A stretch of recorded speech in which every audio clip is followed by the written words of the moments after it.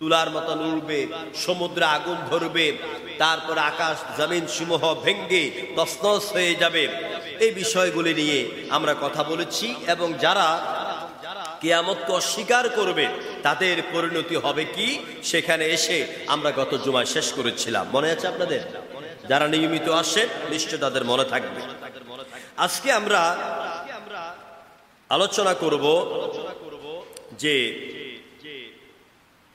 কিয়ামত যখন হয়ে যাবে, গোটা পৃথিবী আসাকার মেসাকার হয়ে যাবে, তারপর বছরের পর বছর অতিবাহিত হয়ে যাবে, হাজার বছর চলে যাবে, লাখো বছর অতিবাহিত হবে, কত কোটি বছর চলে যাবে, এক আল্লাহ ছাড়া আর কেউ জানে না। এরপরে কি হবে? যারা অবিশ্বাসী সম্প্রদায়, ভাই সবাই একটু নামাজের কাতারে বসেন, ভাইদেরকে বসার জায়গা করে দেন, অনেক জায়গা আছে ভিতরে। সবাই যদি ভিতরে বসতে চায় তো নামাজের শুরুতে বসেন বা সামনে আকবিস করে বসেন, কাতারের সময় সোজা হয়ে যাবে ইনশাআল্লাহ। সবাই একটু জিকির করেন, সুবহানাল্লাহ ওয়ালহামদুলিল্লাহ লা ইলাহা, সুবহানাল্লাহ ওয়ালহামদুলিল্লাহ লা ইলাহা ইল্লাল্লাহু মুহাম্মাদুর রাসূলুল্লাহ সাল্লাল্লাহু আলাইহি ওয়াসাল্লাম। আল্লাহ রাব্বুল আলামিন তামাম পৃথিবী সব কিছু তছনছ করে দেওয়ার পরে হাজারো লাখো কোটি বছর চলে যাবে। এরপর আল্লাহ পাক আবার হযরতে ইসরাফিলকে তৈরি করবেন। জোরে করে আল্লাহু আকবার। ইসরাফিলের কিন্তু প্রথমে মৃত্যু হয়ে যাবে, হাজার বছর লাখো বছর চলে যাবার পর ইসরাফিলকে আল্লাহ পাক আবার সৃষ্টি করবেন। এবার ইসরাফিলকে আল্লাহ পাক বলবেন, ইসরাফিল তুমি তোমার বাকি কাজটা সারাও। সেটা কি? সেটা হচ্ছে وَنُفِخَ فِي الصُّورِ فَصَعِقَ مَنْ فِي السَّمَاوَاتِ وَمَنْ فِي الْأَرْضِ إِلَّا مَنْ شَاءَ اللَّهُ। এই পর্যন্ত হলো কিয়ামতের প্রথম কিয়ামত, প্রথম ফু কথা। এরপরে দ্বিতীয়বার যখন ইসরাফিলকে আল্লাহ পাক তৈরি করবেন, এবার আল্লাহ পাক বলবেন, فَإِذَا نُفِخَ فِي الصُّورِ مَنْ فِي السَّمَاوَاتِ وَمَنْ فِي الْأَرْضِ إِلَّا مَنْ شَاءَ اللَّهُ ثُمَّ نُفِخَ فِيهِ أُخْرَى ثُمَّ نُفِخَ فِيهِ أُخْرَى। এই সুম্মার ভিতরে লাখো কোটি বছর চলে যাবে, লাখো কোটি বছর অতিবাহিত হয়ে যাবে। সুম্মা লাখো কোটি বছর অতিবাহিত হওয়ার পরে ইসরাফিলকে যখন আবার তৈরি করবে, সুম্মা নুফিখা ফীহি উখরা, ইসরাফিল তার দ্বিতীয় ফুঁয়ের কাজটা শুরু করবেন। আল্লাহু আকবার। ফাইদা হুম কিয়ামুন ইয়ানজুরুন। দ্বিতীয় ফু দেওয়ার পরে আল্লাহ পাক সুম্মা নুফিখা ফীহি উখরা এই অংশের তাফসীর সূরা ইনফিতারের মধ্যে করলেন, ওয়া ইদাল কুবুর বুসিরাত। দ্বিতীয় ফু যখন দেওয়া হবে, কবরগুলির মুখ খুলে যাবে, মানুষ কবর থেকেই পিপলার মতন তারা ভেতর থেকে উঠতে থাকবে, গায়ে কোনো জামা থাকবে না।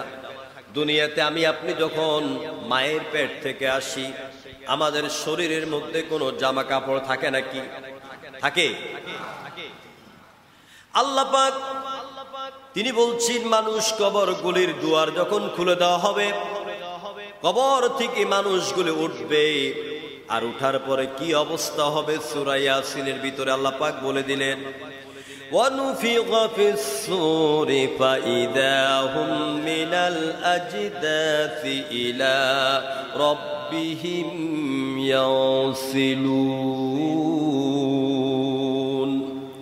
সিংহার মধ্যে যখন ফু দেবে, মানুষগুলো কবর থেকে উঠবে, আর উলঙ্গ অবস্থায় তাদের রবের দিকে, তাদের আল্লাহর দিকে দৌড়াতে থাকবে। বিশাল হাসরের মাঠ, গোটা পৃথিবী জুড়ে হাসরের মাঠ হয়ে যাবে। এই যে জমিন, পৃথিবীর আয়তন বলেছিলাম প্রথম দিন কত, বিজ্ঞানীদের ধারণা 13 লক্ষ মিলিয়ন আলোকবর্ষ। এই জমিনে মানুষ ধরবে না, এরপর আল্লাহ কি করবেন? ওয়াইদাল আরদু মুদ্দাত, পরোটাকে রাবারকে যেভাবে টেনে টেনে লম্বা করা হয়, আল্লাহ পাক এই চামড়ার মতন রাবারের মতন জমিনটাকে টানতে থাকবে। জমিনটা এর চাইতে শুধু ডাবল নয়, কয়েক ডাবল হয়ে যাবে।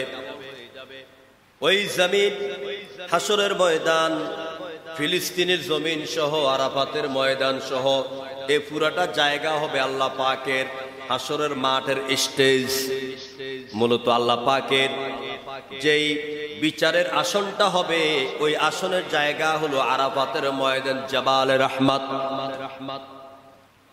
মানুষ কবর থেকে উঠবে আর দৌড়াতে থাকবে আর বলবে, ক্বালু ইয়া ওয়াইলানা মান বা'আসানা মিন মারকাদিনা হাদা মা ওয়া'দার রাহমানু ওয়া সাদাকাল মুরসালুন।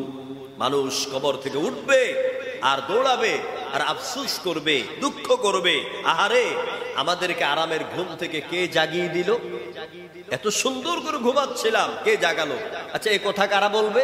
এ কথা বলবে তারা যারা এই পৃথিবীর জমিনে আল্লাহর উপর ঈমান এনেছে, রাসূলের উপর ঈমান এনেছে, 5 ওয়াক্ত নামাজ আদায় করেছে, মা বাবার খেদমত করেছে, কোরআনের পক্ষে ছিল, ইসলামের জন্য জীবন দিয়েছে, রক্ত দিয়েছে, ফাঁসি রশিদে ঝুলেছে, দিন কায়েমের চেষ্টা করেছে, হারামের সাথে জড়িত হয় নাই। এক কথায় যারা আল্লাহ এবং তার রাসূলের বিধান এবং নবীর আদর্শ মতে জীবনকে চালিয়েছে, তারা মৃত্যুর পরে জান্নাতে যাবে না, কিন্তু তাদেরকে জান্নাতের বারান্দায় ঘুম পাড়িয়ে দেওয়া হবে। ওই ঘুম থেকে উঠার পরে তারাই বলবে, ক্বালু ইয়া ওয়াইলানা, আফসোস করে বলবে, আহারে কে রে আমাদেরকে আরামের ঘুম থেকে জাগিয়ে দিল? তখন ফেরেশতারা বলবে, হাদা মা ওয়া'দার রাহমান ওয়া সাদাকাল মুরসালুন। ও আল্লাহর বান্দারা, এই তো সেই দিন, যেই দিন সম্পর্কে নবীগণ রাসূলগণ তোমাদেরকে দাওয়াত দিয়েছিলেন। এই পৃথিবীর জমিন শুধুমাত্র কেবল জমিন নয়, এটাই একমাত্র জীবন নয়, তোমাদের জন্য আরেকটা অনন্তকাল জীবন অপেক্ষা করছে। ওই জীবনের নাম হলো আখিরাতের জীবন। এখন সেই দিনটা এসে পড়েছে। ও সাদাকাল মুরসালুন, রাসূলগণ যা বলেছেন আর নবী রাসূলের পরে তার অনুসারীরা কোরআন দিয়ে হাদিস দিয়ে যা বলেছে সব কথা সত্য করে। আল্লাহু আকবার। আমরা হুজুররা কি এগুলি বানায় বানায় বলি? কথা বলেন, বানাইয়া বলি? আমার বন্ধুগণ, কবর থেকে মানুষ উঠবে। এখন অনেকেই বলেন আমরা মরে যাব, পচে যাব, গলে যাব। আইদা মিতনা ওয়া কুননা তুরাবান যালিকা রাজউম বাঈদ। আমরা যখন মরে যাব, আমরা যখন পচে যাব, আমাদের হাড্ডি মজ্জাগুলি যখন মাটির সঙ্গে মিশে যাবে, আবার আমাদেরকে নতুন করে তৈরি করবে, এটা তো বহু দূরের কথা। কি করে সম্ভব? তাই তো কবি ওমর খৈয়াম বলেছেন, নগদ যা পাও হাত পেতে নাও, বাকি রেখাটায় শূন্য থাক, দূরের বাদ্য শুনে কি লাভ, তার মাঝে যে বেজায় ফাঁক। নগদ টাটকা হুর পরি, টাকা পয়সা আনন্দ বিনোদন যা আছে সব ভোগ করো, মরে গেলে তো সব গেছে। প্রিয় ভাইরা, এই কথা বলে তারা পরকালে নতুন করে জীবন পাওয়াকে অস্বীকার করে। অথচ আল্লাহ কি বলছেন? ইউখরিজুল হাইয়া মিনাল মাইয়িতি ওয়া ইউখরিজুল মাইয়াতা মিনাল হাইয়্যি ওয়া ইউহয়িল আরদা বা'দা মাউতিহা ওয়া কাযালিকা তুখরাজুন। সূরা রুমের ভিতরে আল্লাহ পাক স্পষ্ট করে বলে দিলেন, তিনি তো সেই আল্লাহ থেকে জীবন দান করেন, আবার জীবিত থেকে মৃত্যু দান করেন। উনি জিন্দা থেকে যেভাবে মৃত্যুকে বের করেন, আবার মৃত্যু থেকে জীবিতকে যেভাবে বের করেন, হাসরের ময়দানেও ঠিক অনুরূপ ভাবে আল্লাহ পাক মৃত্যুর পর তোমাদেরকে ওই রকম আবার জীবিত করতে সক্ষম। সুবহানাল্লাহ কইতেন না? এটা মনে বুঝছেন নাই আপনারা? হাঁস মুরগি জীবিত না মৃত? জীবিত। জোরে কোন কথা বলেন কি? তো ওইটা থেকে ডিমটা যে বাইর হয় ওটা কি জিন্দা না মুর্দা? ডিম মুর্দা কি না? মুর্দা। তাহলে জীবিত থেকে মৃত বের করে, আবার ডিমটা মৃত ওইটা থেকে বের করেন আরেকটা জীবিত প্রাণী।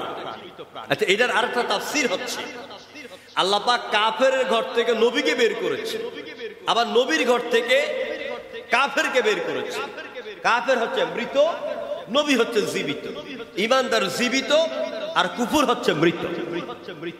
আল্লাহ বলেন আমি এটা যেভাবে করি হাসরের ময়দানেও তোমাদেরকে আবার এভাবে আমি জিন্দা করব। জোরে কোন সুবহানাল্লাহ।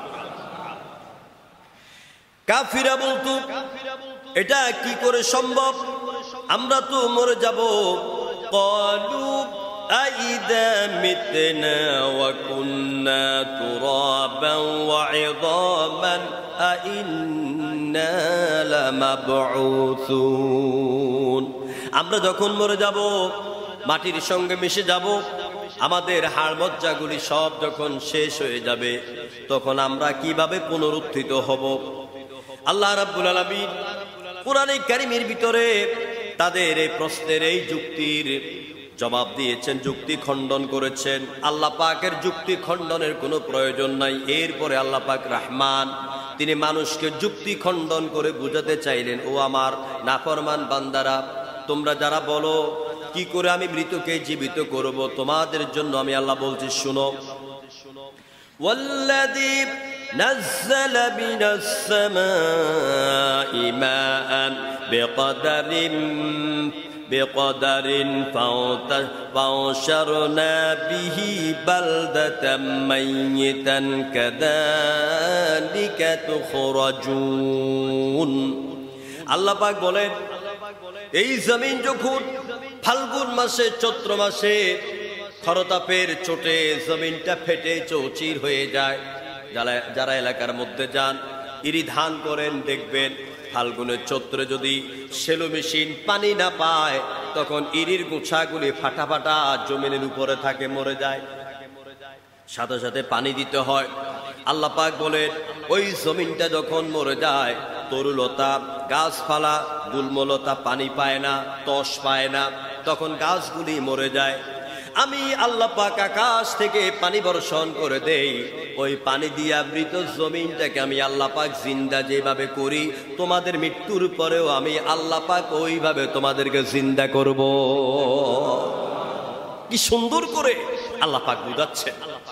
সূরা আল মুমিনের ভিতরে আরেকটা যুক্তি দিয়ে আল্লাহ পাক বুঝাচ্ছেন, ইয়া আইয়ুহান নাসু ইন কুনতুম ফি রাইবিম মিনাল বা'থ ওয়া ইন্না খালাকনাকুম সুম্মা মিন নুতফাতিন সুম্মা মিন আলাকা। আল্লাহ পাক বলেন, হে মানব সম্প্রদায়, তোমরা যদি পুনরুত্থিতের বিষয়ে যদি তোমরা সন্দিহান হয়ে থাকো, তাহলে শুনো, আমি আল্লাহ পাক তো নির্জীব মাটি থেকে তোমাদেরকে বের করেছি, সৃষ্টি করেছি। তোমার মা বাবা এই মাটি থেকে উদ্গত, লাল শাক খাইলে, মূলার শাক খাইলো, গরুর গোস্ত খাইলো, খাসির গোস্ত খাইলো, মুরগি খাইলো, ফল খাইলো, সবগুলি খাবার পরে মা বাবার ওভাম আর ইসলামের ভিতরে আমি আল্লাহ পাক বীর্য দিয়ে দিলাম, শক্তি দিয়ে দিলাম। মা বাবা মিলিত হলো, মিলিত হওয়ার পরে পিতার পৃষ্ঠ থেকে, মায়ের বক্ষ থেকে পানি বের হলো। ওই পানিটাকে দ্রুত গতিতে স্খলিত পানিটাকে আমি আল্লাহ পাক একটা জায়গায় রাখলাম, নুতফা করে, মনি করে, ফি করারিম মাকিন। সূরা আল মুমিনুন প্রথম পৃষ্ঠা 11 নম্বর আয়াত। আল্লাহ পাক বলছেন, আমি এটাকে মায়ের গর্ভের মধ্যে রেখেই তোমাদেরকে বানাইলাম, রক্তকে বানাইলাম গোস্তের চাকা, গোস্তের চাকাটাকে বানাইলাম দেহ। যেইভাবে আমি আল্লাহ পাক বানাইলাম, ঠিক মৃত্যুর পরে আমি আল্লাহ পাক তোমাদেরকে আবার ওইভাবে তৈরি করতে সক্ষম। এবার আবার আল্লাহ পাক আরেকটা যুক্তি দিচ্ছেন, যারা বলো যে আল্লাহ তোমাদেরকে বানাতে পারবে না, শুনো, আআউতুম আশাদ্দু খালকান আমিস সামাউ বাইনাহা, আল্লাহু আকবার। ওই আকাশ তৈরি করা কঠিন নাকি তোমাদেরকে আবার তৈরি করা কঠিন? সব তো আকাশ যে আমি আল্লাহ বানাইলাম, কোথাও কি কোনো খুঁটি আছে? কোথাও কোনো খুঁটি নাই। বিনা খুঁটিতে এত বিশাল স্বর্ণের আকাশ, রৌপ্যের আকাশ, লোহার আকাশ, চান্দির আকাশ, আমি 7টা আকাশ এইভাবে বিভিন্ন ধাতু দিয়ে তৈরি করে রেখেছি। সুতরাং এতটুকুন থেকে আমাদের ঈমান এভাবে জাগ্রত করেন, মৃত্যুর পরে আল্লাহ আবার আমাদেরকে জিন্দা করবেন। যেরকম আল্লাহু আকবার। জিন্দা করতে পারবে কিনা আল্লাহ পাক? সবাই বলো নিশ্চয়ই, নিশ্চয়ই। এটা আমাদের ঈমান, এটা আমাদের কি ঈমান। প্রিয় ভাইয়েরা, মানুষগুলিকে আল্লাহ পাক জিন্দা করার পরে হাসরের ময়দান তৈরি হয়ে যাবে। হাসর মানে কি? হাসর মানে হলো মহাসমাবেশ। হাসর মানে কি? মাঝে মাঝে বাংলাদেশে মহাসমাবেশ হয় পল্টন ময়দানে, হয় কি না? চলো চলো ঢাকা চলো, মহাসমাবেশে চলো। আল্লাহ পাক বলেন মহাসমাবেশের নামে ১৫০০ বছর আগে কোরআনে একটা সূরা দিয়া দিলাম, যার নাম হলো সূরাতুল হাসর। হাসর মানে মহাসমাবেশ। আল্লাহ পাক বলেন ইয়াউমা ইয়াজমাউকুম লিয়াউমিল জামঈ যালিকা ইয়াউমুত তাগাবুন। আল্লাহ পাক বলেন সেদিন আমি তোমাদেরকে একসাথ করব। পৃথিবীর শুরু থেকে শেষ পর্যন্ত যত মানুষ এসেছে, বয়সের তারতম্য হয়েছে, কিন্তু হাসরের ময়দানে সবগুলিকে আমি আল্লাহ পাক একসাথে তাদের মিলন মেলা ঘটাবো। সবাইকে আমি একসাথ করব। লিয়াউমিল জামঈ যালিকা ইয়াউমুত তাগাবুন। ওই দিনটা কি দিন হবে? ওই দিনটা হবে জয় এবং পরাজয়ের দিন। কোন দিন হবে? জয় পরাজয়ের দিন। পরীক্ষার হলে পরীক্ষা দেওয়ার পর রেজাল্ট আসে। রেজাল্টের দিনটা কি হয়? কেউ পাস করে, কেউ ফেল করে, কেউ হাসে, কেউ কান্দে। হাসরের ময়দানটাও আল্লাহ বলছেন হাসি আর কান্নার দিন হবে। যে কান্দতে থাকবে, আল্লাহর নামে কসম করে বলি, ওর কান্না বছরের পর বছর, মিলিয়ন ট্রিলিয়ন বছর চলে যাবে, তার কান্না শেষ হবে না। আর যার হাসি শুরু হবে, তার হাসি কখনো শেষ হবার নয়। জয় পরাজয়ের দিন। আল্লাহ রাব্বুল আলামিন বলেন আমি যে তোমাদেরকে একসাথ করব, শুনো। কুলিল্লাহু ইউহয়িকুম সুম্মা ইউমীতুকুম সুম্মা ইয়াজমাউকুম ইলা ইয়াউমিল কিয়ামাহ।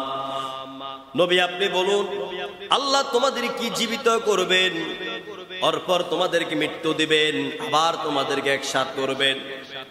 তার মানে আমাদের জীবন ছিল মায়ের পেটে, ওইখান থেকে যে জীবন নিয়ে এসেছি এখনো জীবনটা আছে। এরপর আমাদের যাদের মৃত্যু হলো তাদের মতন আমাদের মৃত্যু হবে। এরপর আল্লাহ পাক আমাদেরকে জিন্দা করবেন। এরপর হাসরের ময়দানে সবাইকে একসাথ করবে। এভাবে আল্লাহ রাব্বুল আলামিন মানুষকে কিয়ামতের মাঠে উঠাবেন এবং একসাথ করবেন। এখন এই কিয়ামতের মাঠে সবাই একসাথে যাবে না, মানে দল বেঁধে যাবে না, চলো চলো মহাসমাবেশে চলো, অবস্থা এরকম হবে না। কিরকম হবে আল্লাহ সে কথা বলছেন, ওয়াকুল্লুহুম আতিহি ইয়াউমাল কিয়ামাতি ফারদা। কিয়ামতের দিন কবর থেকে উঠবে আর এককভাবে ইয়া নাফসি ইয়া নাফসি করতে করতে দৌড়াতে থাকবে। দলে দলে চা খেতে খেতে গল্প করতে করতে ওই দিন কেউ আল্লাহর দরবার দাঁড় হবে না, প্রত্যেকে নিজেকে নিয়ে ব্যস্ত থাকবে। কত কঠিন দিন হবে। আর হাসরের ময়দার পরিস্থিতিটা যদি আমরা হৃদয়ে ঢুকাইতে পারি, আল্লাহ নামে শপথ করে বলি, আমাদের চরিত্র ভালো হয়ে যাবে, সমাজ ভালো হয়ে যাবে, পরিবার ভালো হয়ে যাবে, সন্তানাদি ভালো হয়ে যাবে। শুধু এই হাসরের চিত্রটাকে যদি এ বুকে লালন করতে পারেন, ধারণ করতে পারেন। আল্লাহ পাক বলেন হাসরের মাঠ কত কঠিন হবে, পরিস্থিতিটা কত ভয়ানক হবে। কোরআনে কারীমের 17তম পারা সূরা আল হজ্জের 2 নম্বর আয়াতের ভিতরে আল্লাহ পাক বলে দিলেন, ইয়াউমা তারাউনাহা তাযহালু কুল্লু মুরদিআতিন আম্মা আরদাআত ওয়া তাদউ কুল্লু যাতি হামলিন হামলাহা ওয়া তারান নাসা সুকারা ওয়া মা হুম বিসুকারা ওয়ালাকিন্না আযাবাল্লাহি শাদীদ। আল্লাহ রাব্বুল আলামিন বলেন, নবী গো, তুমি দেখবে হাসরের ময়দানে যে মা তার সন্তানকে দুধ পান করাতো, সন্তান দুধ খাওয়ার জন্য মায়ের পায়ের মধ্যে সাপের মতন বেড়ায় বেড়ায় ধরবে, সন্তান চিৎকার করবে। কিন্তু দুনিয়াতেই সন্তান যখন ক্ষুধার যন্ত্রণা চিৎকার মারে, মা সব কাজ ফেলে দিয়ে পাগলের মতন ছুটে এসে সন্তানকে খাবার দেয়।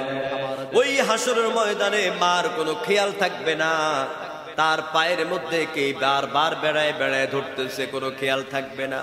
শুধু তাই নয়, প্রসব বেদনার সময় কত যন্ত্রণা আমার মা ভোগ করেছেন, মায়েরা কত যন্ত্রণা ভোগ করেন। ওই মা ছাড়া আর আরশের মালিক আল্লাহ ছাড়া এই যন্ত্রণা বুঝার মতন ক্ষমতা দুনিয়াতে কারো নাই। আল্লাহ পাক বলেন, হাসরের ময়দানে ভয়ের চোটে, আযাবের চোটে ওই গর্ভধারিণী মায়ের জরায়ু দিয়া সন্তান ঝরে ঝরে পড়বে, মার কোনো খেয়াল থাকবে না। মা পাগলের মতন দৌড়াতে থাকবে সামনের দিকে, কোনো ব্যথা থাকবে না, কোনো বেদনা থাকবে না। নবী গো, আপনি দেখবেন হাসরের ময়দানে সব মানুষ যেন পাগল হয়ে গেছে। বুড়ো মানুষ জোয়ান হয়ে যাবে, জোয়ান মানুষ বুড়াও হয়ে যাবে। হাসরের ময়দানের ভয়ের অস্থিরতায় মানুষ শুধু পাগল হয়ে যাবে, মনে হয় যেন সব মদ পান করে এসেছে পাগল।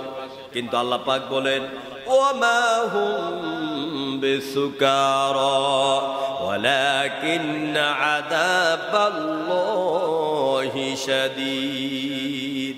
কেউ পাগল নয়, কেউ মাতাল হবে না, বরং আল্লাহ পাকের আযাবের ভয়ের চোটে, হাসরের ময়দানের ভয়াবহতার কারণে সেই দিন মানুষের ভিতরে এমন অস্থিরতা চলে আসবে। জোরে বলেন সুবহানাল্লাহ। আমার ভাইরা, আল্লাহ রাব্বুল আলামিন কোরআনে কারীমের ভিতরে আরো বলেন, যারা মুত্তাকি আর জাহান্নামী, যারা মুত্তাকি এরা তো জান্নাতি, আর যারা গুনাহগার তারা হবে জাহান্নামী। হাসরের ময়দানে এদের অবস্থাটা কি হবে শুনো। ইয়াউমা নাহশুরুল মুত্তাকিনা ইলার রহমানি ওয়াহদা ওয়া নাসুকুল মুজরিমিনা ইলা জাহান্নামা বিরদা। মুত্তাকিরা দলে দলে হাস্যোজ্জ্বল চেহারা নিয়ে আমার রহমান আল্লাহর দরবারে আসতে থাকবে, সুবহানাল্লাহ। আর জাহান্নামীদের অবস্থা, তাদের চেহারার মধ্যে দাগ পড়ে যাবে, ভ্রু কুঁচকে যাবে, এদের চেহারার মধ্যে চিহ্ন থাকবে, এরা অপরাধীর চিহ্ন নিয়ে এরা আল্লাহর দরবারে দাঁড়াবে। আল্লাহ, তুমি আমাদেরকে মুত্তাকিনদের দলে শামিল করে দাও। আল্লাহ, আমাদেরকে তুমি মুত্তাকি বানাও, আমাদের গুনাহগুলো মাফ করে দাও। হাসরের ময়দানের ভয়াবহতা থেকে আমাদেরকে হেফাজত করো।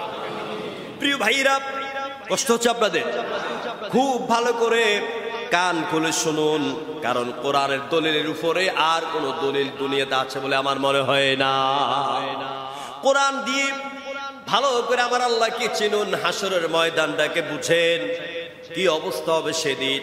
এই পৃথিবীতে আজ আপনি আমি ছেলে মেয়ের জন্য বাড়ি করে দিতে হবে, জায়গা কিনতে হবে, দোকান কিনে দিতে হবে, ব্যবসা ধরায় দিতে হবে, ব্যাংক ব্যালেন্স করে যেতে হবে। এইগুলি করতে গিয়া হালালেও খাই, হারামেও খাই, ঠিক না? যেমনে পাই পাইলেও হইল, নাকি হালাল নাকি হারাম যাচাই বাছাই করার মতো সময় অনেকের হয় না। মানুষ কত সম্পদের দরকার আমার বুঝে আসে না, কত হইলে পরে মানুষের তৃষ্ণা মিটবে বুঝে আসে না আমার। এই জন্য আল্লাহ পাক একটা রাসূলকে বলেছেন, হে মুহাম্মদ, আপনার বনি আদমকে এই উহুদের পাহাড় পরিমাণ দিয়া, উহুদ পাহাড় দিয়ে যদি পেটে ঢুকাই দেওয়া হয়, এই পরিমাণ সম্পদ যদি তাদের পেটে ঢুকিয়ে দেওয়া হয়, তাও তারা বলবে পেটের এক কোণা এখনো খালি। এত লোভী আমরা, এত দুনিয়াদার আমরা। তো সেই দুনিয়াকে পাওয়ার জন্য, দুনিয়ার মোহে পড়ে ছেলে মেয়ের জন্য দামি গাড়ি, দামি বাড়ি, স্বর্ণ অলংকার সবকিছু আপনি করেন, অথচ এদেরকে খুশি করতে গিয়া, এই কথাটা দিলের মধ্যে ঢুকায় নেন, ছেলে মেয়েকে, স্ত্রীকে খুশি করতে গিয়া আপনি যেটা হালাল খান আলহামদুলিল্লাহ, যেটা হারাম খান নাউজুবিল্লাহ।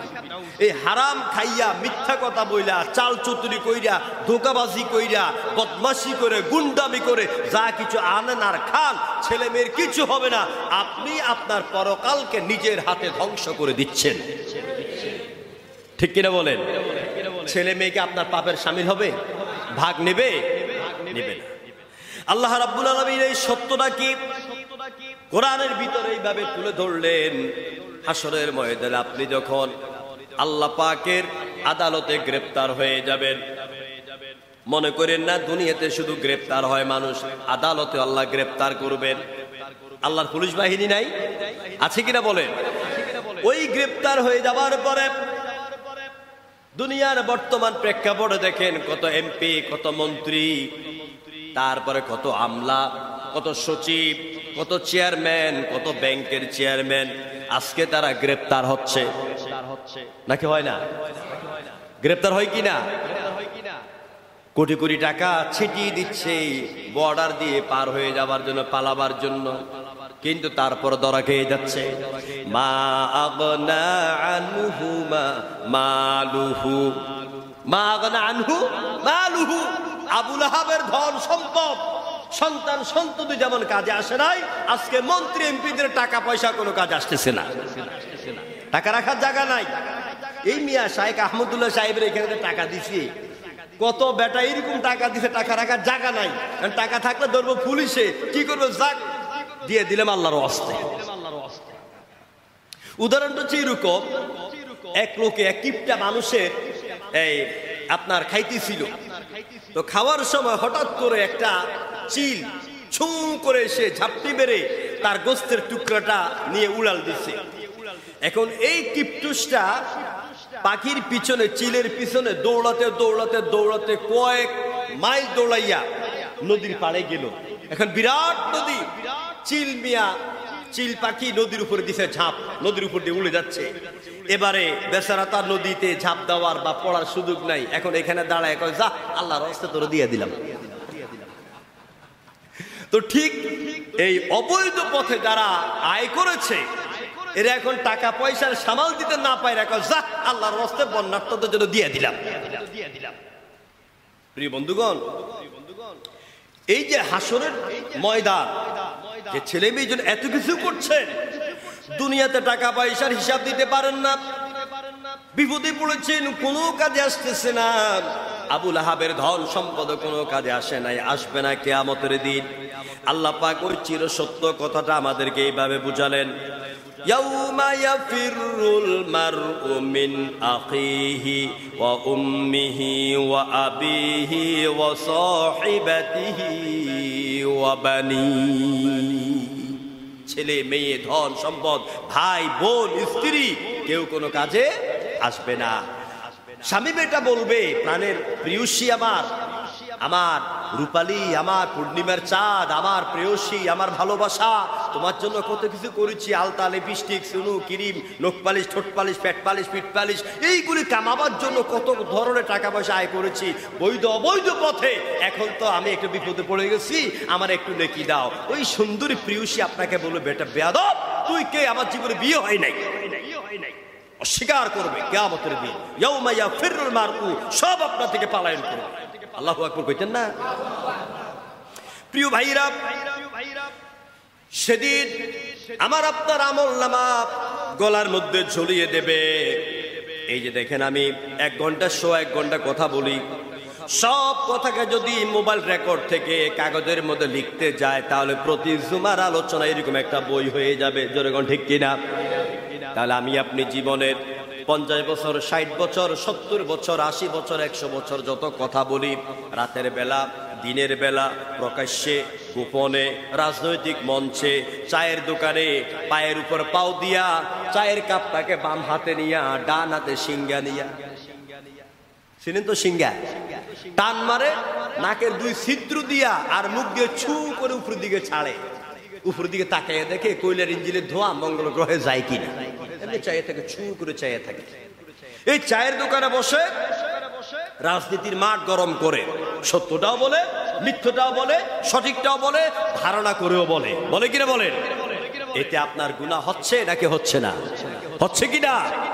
এই সব কথাকে যদি কাগজের মধ্যে লিখে ভলিউম বানানো হয় 100 বছরের কথা, বলেন তো কত খণ্ড হবে? কত বড় ভলিউম হবে?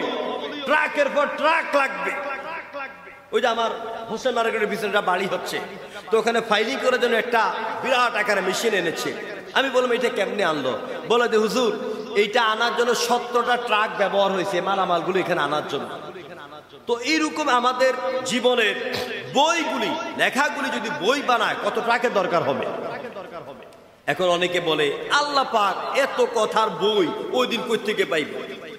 বিজ্ঞান, আমি আগে বলেছি, বিজ্ঞানের আবিষ্কার যত হচ্ছে তত কোরআন বুঝতে সহজ হচ্ছে। চিল্লাই বলেন আল্লাহু আকবার। আপনার আমার 80-90 বছর, 100 বছরের কথাকে আল্লাহ পাক এই যে আমার আপনার আঙ্গুরের মধ্যে এক কর পরিমাণ যে সিমটা মোবাইলের মধ্যে ঢুকানো আছে, এখন তার মেমোরি, এখন তার মেমোরি ঢুকায় না, দরকার হয় না। এই 1 কর পরিমাণ মেমোরি কার্ডের ভিতরে 30 পারা কোরআন, কাবা শরীফের 12 জন 24 জন ইমামের কোরআন এই মেমোরির ভিতরে রাখা যায় নাকি যায় না?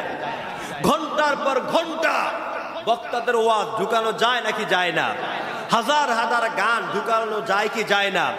তাহলে এই গান, এই বক্তৃতায় কোরআন যদি 1 কর মেমোরি কার্ডের মধ্যে ঢুকাইয়া আপনি পকেটে লইয়া 13 পান্না হাঁটতে পারেন, যেই আল্লাহ পাক এই জ্ঞান দান করেছেন, ওই আল্লাহ পাক আমার আপনার 100 বছরের কথাকে এইরকম মেমোরি কার্ডে ঢুকাইয়া কিয়ামতের দিন গলার মধ্যে ঝুলাইয়া দিতে পারবেন না? এটা কি আল্লাহর পক্ষে সম্ভব না অসম্ভব?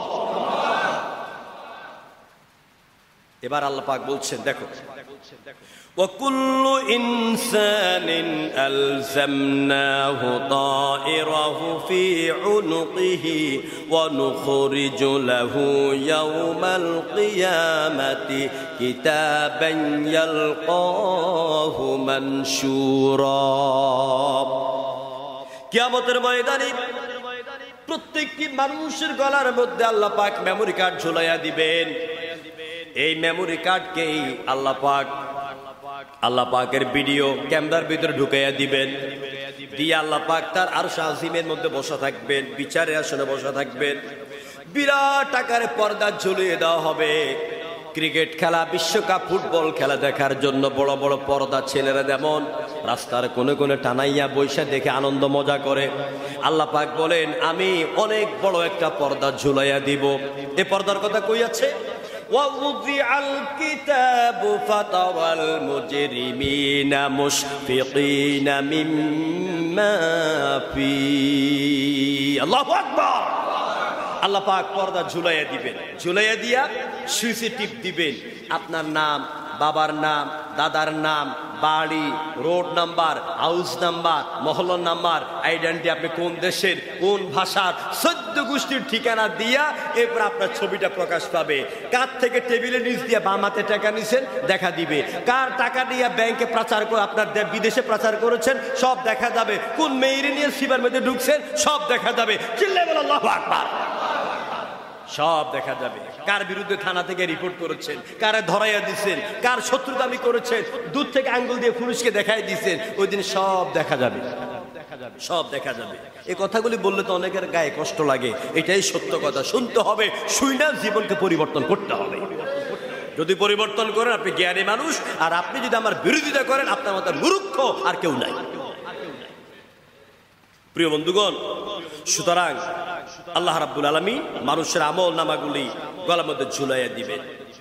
এবং হাসরের ময়দানের কি কঠিন পরিস্থিতি, আল্লাহ নবী সাল্লাল্লাহু আলাইহি ওয়াসাল্লামের হাদিস বর্ণনা করছেন। হযরত ইবনে ওমর রাদিয়াল্লাহু তাআলা আনহু তিনি বলেন, হাসরের ময়দানে মানুষ কবর থেকে উঠবে, রবের দিকে দৌড়াবে। লক্ষ কোটি কোটি হাজার হাজার লক্ষ কোটি জনতা সবাই দাঁড়ায় থাকবে, পরনে কাপড় নাই। আল্লাহ নবী এই বক্তব্য দেওয়াকালে মা আয়েশা সিদ্দিকা বলছেন, ইয়া রাসূলুল্লাহ, আমি তো মেয়ে মানুষ, আমরা মহিলা মানুষ, আমাদেরকে লজ্জা করবে না?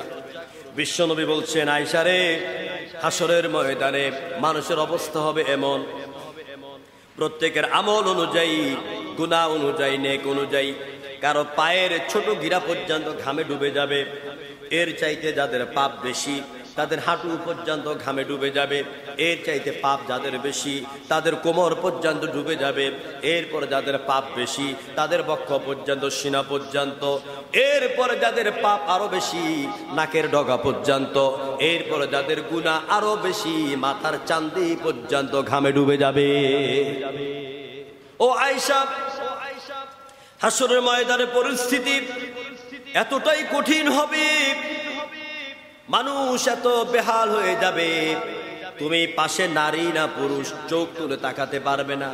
মানুষ যে উপরের দিকে তাকাবে, এক তাকানিতে 40,000 বছর চলে যাবে, নিচের দিকে চোখের পলক ফেলতে পারবে না। তুমি পুরুষ না তুমি নারী এটা তো বোঝা যাবে না। আমার আল্লাহ পাক বল, আমার আল্লাহর হাবিব সাল্লাল্লাহু আলাইহি সাল্লাম বলেন, ওই হাসরের ময়দানে অবস্থাটা কি হবে? আল্লাহ রাব্বুল আলামিন কোরআনে কারিমের সূরা নাবার শেষ প্রান্তে বলে দিলেন, ইয়াউমা ইয়াকুমুর রূহু ওয়াল মালাইকাতু সাফফান লা ইয়াতাকাল্লামুনা ইল্লা মান আযিনা লাহুর রাহমান ওয়া ক্বালা সাওয়াবা। হাসরের ময়দানে রূহ হচ্ছে জিব্রাইলের আরেক নাম। হযরত জিব্রাইল এবং সব ফেরেশতারা কাতারবদ্ধভাবে দাঁড়িয়ে থাকবে, কেউ একটু শব্দ করতে পারবে না, চুপ করে দাঁড়িয়ে থাকবে, নিঃশ্বাসের আওয়াজ পর্যন্ত হবে না। কোটি কোটি জনতা, বিরাট লাইন, কত বড় কাতার, দুনিয়ার এই মাথা থেকে ওই মাথা, নীরব নিস্তব্ধ থাকবে। শুধুমাত্র আল্লাহ পাক যার নাম, বাপদাদার নাম ধরে ডাক দিবেন, ওই ব্যক্তি একমাত্র কথা বলতে পারবে। কোন আল্লাহু আকবার। এই জন্য নামটা রাখার সময় একটু সুন্দর নাম রাখিয়েন, যেই নামটা আল্লাহ আপনাকে নাম ধরে ডাক দিবে। আকাশী, বাতাসী, চৈতালি, তারপরে বাবার নাম ব্রাস, ছেলের নাম ফায়া, ব্রাস ফায়া। আসলে এরকম নাম নয়। হুজুরদের কাছে যাবেন, আলেম ওলামা সহযোগিতা নিবেন। শুধু আধুনিক নাম খুঁজে, এখন গুগল দেখে দেখা আধুনিক নাম খুঁজে, যেই নামের অর্থ কোনো ডিকশনারিতে নাই। মানে কত অমিল নাম রাখা যায়, আনকমন নাম রাখা যায়, লোকেরা সেই দিকে দৌড়ায়। ইব্রাহিম নাম রাখেন, একবার ইব্রাহিম বললে 50 থেকে আমল নামা লেখা হয়ে যাবে। মুসা নাম রাখেন, ওইটা পুরান নাম, আর মিয়া একবার মুসা ডাকলে 40 থেকে লেখা হয়ে যাবে। মুহাম্মদ নাম রাখেন, একবার ডাকলে 50 থেকে আমল নামে লেখা হয়ে যায়। আর ঐশী, চিতুলি, বাতাসি, সমী, বৃষ্টি, ঝড়, এগুলি নাম রাখলে কোনো সোয়া পাওয়া যাবে? কোনো সোয়া পাওয়া যাবে না। এই জন্য আল্লাহ পাক মানুষের নাম ধরে ডাক দিবেন। শুধুমাত্র ওই ব্যক্তি কথা বলতে, যাকে অনুমতি দিবে তিনি কথা বলতে পারবেন।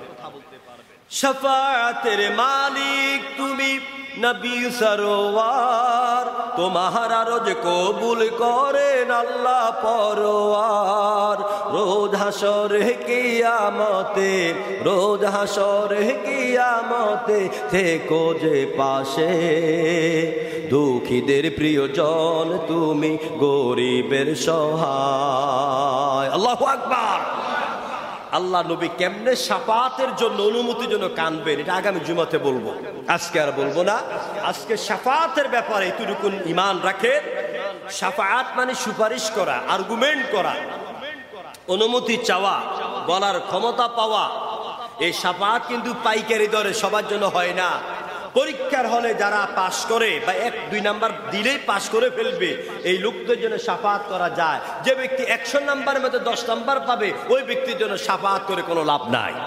ঠিক কিয়ামতের ময়দানে আল্লাহ পাক যাকে শাফাআত করার অনুমতি দিবেন, তিনি একমাত্র কথা বলতে পারবেন। নচেত ফেরেশতারা, নবীরা পর্যন্ত সব ইয়া নাফসি ইয়া নাফসি করতে থাকবে। এই শাফাআতের বিষয়টা নিয়ে আগামী জুমাতে ইনশাআল্লাহ আমরা হাসরের ময়দান এবং আমাদের জীবনের ব্যক্তিগত আমল নিয়ে আমরা কথা বলবো ইনশাআল্লাহ। আল্লাহ। আজকে যতটুকু আলোচনা আল্লাহ পাক করিয়েছেন, আল্লাহ যেন এই অনুযায়ী আমাদেরকে আমল করা তৌফিক দেয়, আমরা বলি আমিন। সবাইকে অনেক অনেক আন্তরিক মোবারকবাদ জানিয়ে আলোচনা শেষ করছি। আসসালামু আলাইকুম ওয়া রাহমাতুল্লাহ। যারা সুন্নত পড়